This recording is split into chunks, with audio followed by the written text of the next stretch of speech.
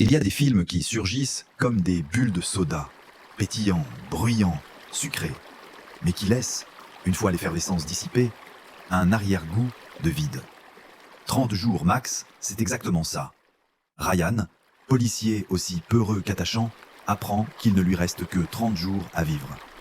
C'est l'instantané classique du compte à rebours existentiel, qui propulse le personnage dans une fuite en avant. Le pitch a la saveur d'une fable populaire. La peur de mourir devient un prétexte à apprendre à vivre, à aimer, à se dépasser. Mais chez Tarek Boudali, cette promesse s'habille d'un costume de comédie d'action à l'américaine, remixé à la sauce bande à fifi. La caméra multiplie les cascades improbables, les explosions, les courses-poursuites, avec cette volonté de rivaliser avec Hollywood. Mais derrière l'énergie, derrière l'humour potache, se cache une mécanique qui finit par tourner à vide. Les gags visuels s'enchaînent comme des sketchs sans toujours trouver leur chute. On sourit, on rit parfois, mais on sent aussi l'artifice, la peur de laisser tomber le masque.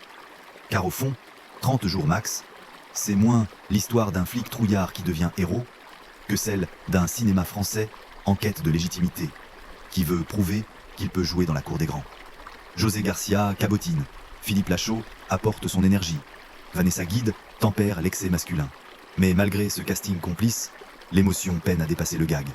La salle rit, c'est vrai, le film remplit son contrat de divertissement, mais sitôt la lumière rallumée, il ne reste qu'une trace légère, volatile, comme un parfum vite dissipé. Un film qui veut tout donner en 30 jours, mais dont l'éternité se compte en minutes.